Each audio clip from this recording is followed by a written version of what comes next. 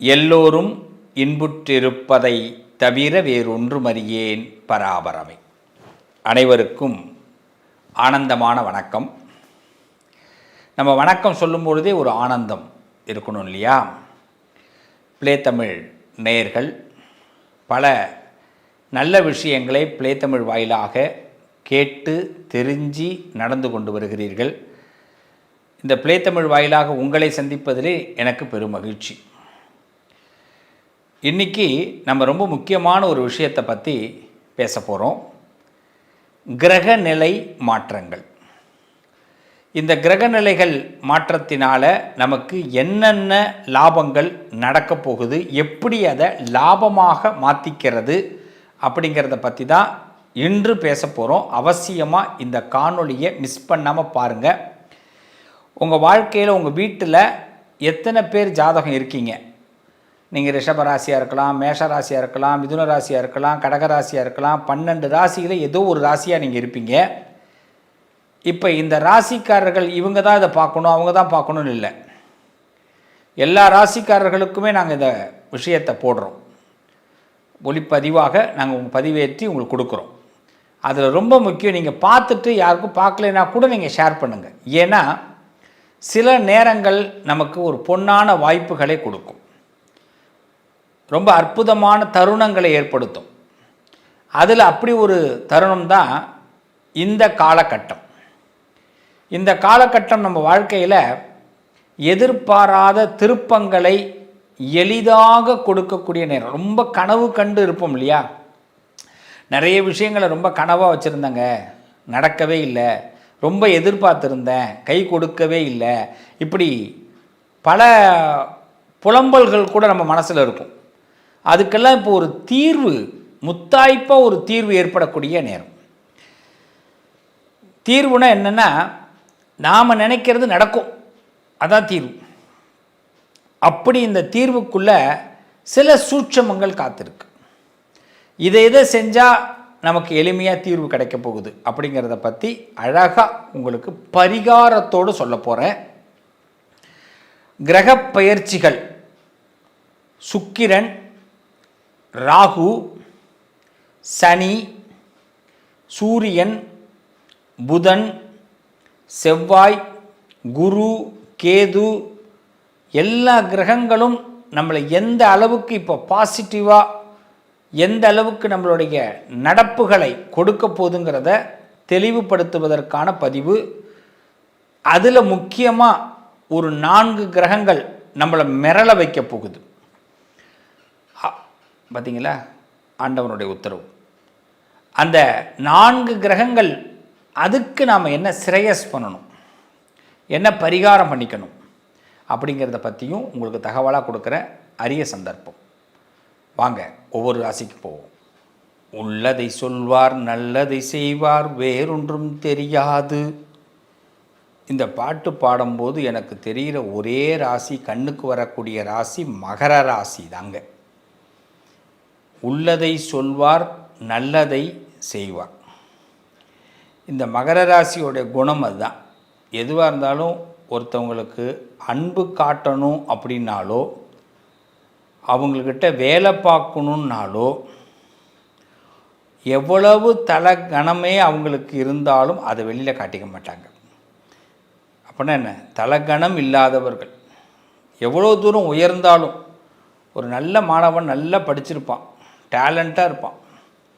ஆனால் அவனுடைய பழைய ஹெச்எம் வந்தார்னா அந்த மரியாதையை கொடுப்பான். அதான் மகர ராசி. தனக்காக வாழ்கிற அந்த காலத்தை விட மற்றவங்களுக்காக தியாகம் பண்ணக்கூடியவர்கள்னால் அது மகர ராசி. தியாகம் பண்ணக்கூடியவர்கள். தனக்கு முன்னாடி தான் நினச்ச மாதிரி சில விஷயங்கள் இருக்காது, அதை அக்செப்ட் பண்ணிக்கக்கூடியவர்கள். உண்மையிலேயே இந்த பழக்கம்லாம் இருக்கிறதுனால தான் மகர ராசிங்கிறவங்க அதிர்ஷ்டசாலிகள்னு நான் சொல்லுவேன். எப்படின்னா, மகர ராசிக்காரவங்கள அவ்வளோ சீக்கிரம் யாரும் வளர விட மாட்டாங்க. மகர ராசியை சீக்கிரமாக வளர விட மாட்டாங்க. அவர்களுடைய திறமை ஆண்டவனுக்கு மட்டும் வெளிச்சம். அவர்களுடைய உரிமையை பறிச்சிருவாங்க. மகர ராசியோட உரிமையை பறிக்கப்படும். சில பேர் கோர்ட்டு கேஸுக்கெல்லாம் போய் மகர ராசிக்காரனை இழுத்து விடுவான். அதிலெல்லாம் பட்டு அவர்கள் பண்ண புண்ணியம், அவர்கள் வைத்திருக்கக்கூடிய நட்பு, அவர்களுடைய செயல், அணுகுமுறை, சிரிப்பான முகம், அதுவே சிறப்பான முகம்.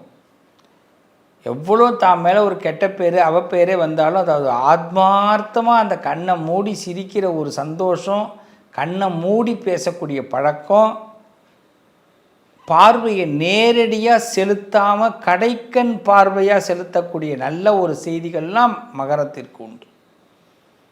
நேராக பார்க்க மாட்டாங்க. மகர ராசிக்காரவங்களை கடைக்கண் பார்வை இருக்கும்.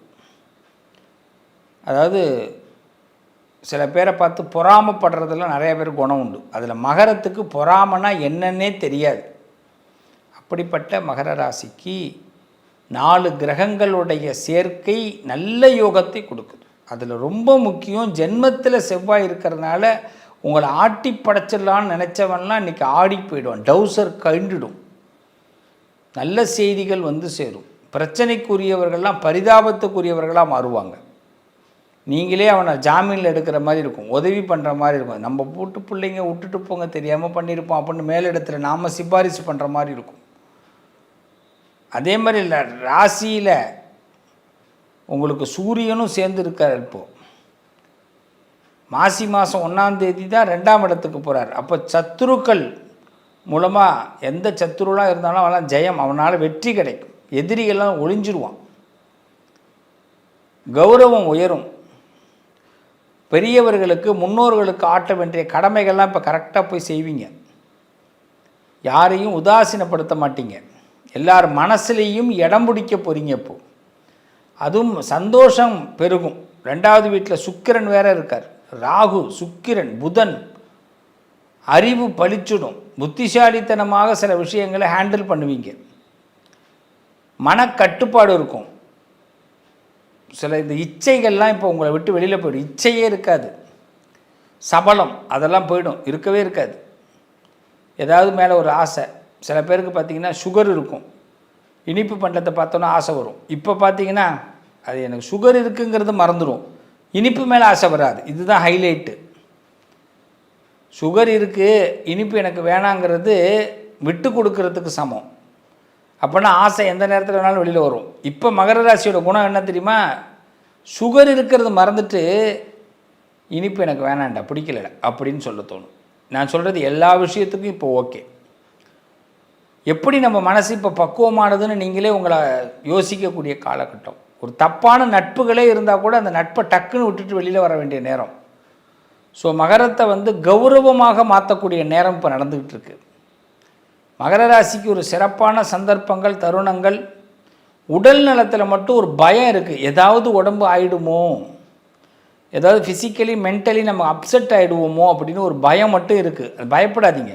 நடைப்பயணம் மட்டும் தொடர்ந்து செய்யுங்க. நடைப்பயிற்சி. மகர ராசி எதை மிஸ் பண்ணாலும் நடைப்பயிற்சியை மிஸ் பண்ணிடாதீங்க. அது ஒன்று போதும் உங்களுக்கு. ஏதாவது ஒரு சிவஸ்தலம், சிவாலயம், அப்படி இல்லைன்னா சித்தர் பீடம், சித்தர்கள் இருக்கக்கூடிய வாழக்கூடிய இடம், இந்த இடத்துக்கு அடிக்கடி போயிட்டு வாங்க.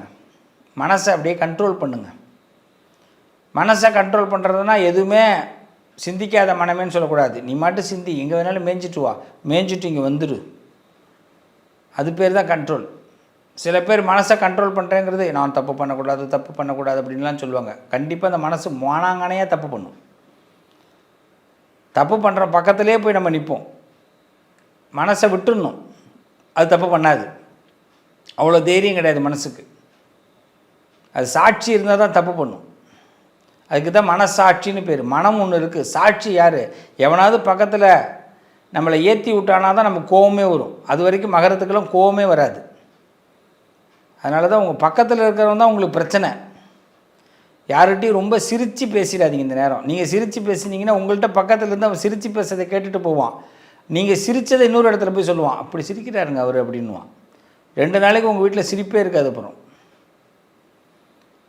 அதனால் இந்த நேரத்தை பொறுத்த வரைக்கும் பக்கத்தில் இருக்கிறவங்கள்ட்ட கவனமாக இருங்க. ஃபிசிக்கலி மென்டலி அப்செட் ஆகாதீங்க. ஏதாவது ஒரு முடிவு எடுக்கிறதா இருந்தால் தைரியமாக முடிவெடுங்க, திடகாத்திரமாக முடிவெடுங்க. நல்ல விஷயம், சுப காரியங்கள் நடக்கப் போகுது. இந்த காலகட்டத்தில் நீங்கள் செய்ய வேண்டிய வழிபாடு, பரிகாரம் அப்படிங்கிறது என்னென்னா, பச்சை கற்பூரம்னு சொல்லி விற்கும், அதை வாங்குங்க. உங்கள் வீட்டில் தீபாராதனை பண்ணுற போது பச்சை கற்பூரம் வச்சு ஏற்றுங்க. அந்த கற்பூரம் கரையும் வரை உங்களுடைய கஷ்டங்கள் கரைஞ்சிடும். டெய்லி கற்பூரம், பச்சை கற்பூரம். அது மாதிரி பார்த்திங்கன்னா சனிக்கிழமையில் துளசி மாலை வாங்கி பெருமாளுக்கு சாத்துங்க. மகர ராசிக்காரர்கள் பெருமாள் வழிபாடு பண்ணுங்கள். உங்கள் கையிலேருந்து ஒரு துளசி பெருமாள் கோயிலுக்கு போயிடணும்.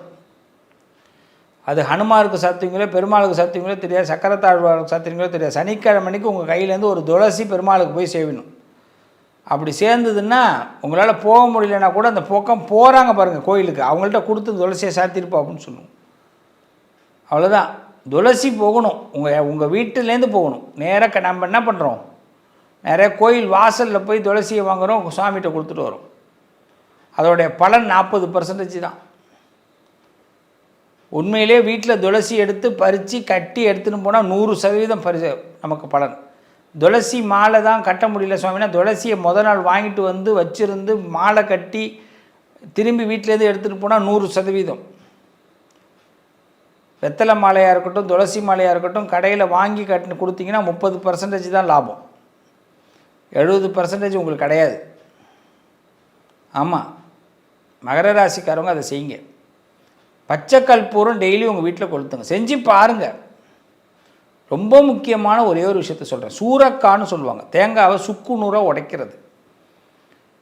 நிறைய சம்பாதிக்கிறீங்கன்னா டெய்லி உங்கள் வீட்டில் ஒரு தேங்காய் உடைங்க. ரொம்ப நிறைய சம்பாதிக்கிறோம் சாமி, நல்ல பணம் வருது சாமி அப்படின்னா, 4 பேர் பார்க்குற அளவுக்கு நான் சம்பாதிக்கிறேன் சாமின்னா டெய்லி ஒரு தேங்காய் உடைங்க. அவ்வளோதான் தெரியாது, ஆனால் ஓரளவுக்கு தெரியும்னா வாரம் ஒரு தேங்காய் உடைங்க. அதுவும் சனிக்கிழமையில் உடைங்க. ரொம்ப தெரியாதுங்க, நானே பணத்துக்கு தட்டுப்பாட்டில் தான் இருக்கேங்க, ஆனால் கொஞ்சம் சந்தோஷம் ஓடுதுங்கன்னா மாதம் ஒரு தேங்காய் உடைங்க உங்கள் ஜென்ம நட்சத்திரத்தன்னைக்கு. இதை மட்டும் செஞ்சுட்டு வாங்க, உங்கள் திருஷ்டிலாம் பறந்து ஓடிடும். நெத்தியில் சந்தனம், உடம்புல கொஞ்சோண்டு சந்தனம் பூசிங்க. சந்தனம் உங்கள் உடம்புல இருந்தது, மனசில் இந்த நெஞ்சில் இப்படி இந்த இடத்துல இங்கே 3 இடத்துல சந்தனம் இருக்கணும். ஆண்களாக இருந்தால் இந்த 2 கையிலையும் இந்த இடத்துல வச்சுக்கலாம். பிரகாசமான எதிர்காலம் உண்டு. அதுவும் பியூர் சந்தனம் வாங்கி நீங்கள் அதை நல்லா ஒரு கட்டையில் வச்சு தேய்ச்சி வச்சுட்டிங்கன்னா அதிர்ஷ்டம். நிறைய பேர் உங்களை அப்படியே பார்த்து தரிசனம் பண்ணுவாங்க. செய்யுங்க, நல்லது நடக்கும். நல்ல மாற்றம் உருவாகுது. 4 கிரக பயிற்சி.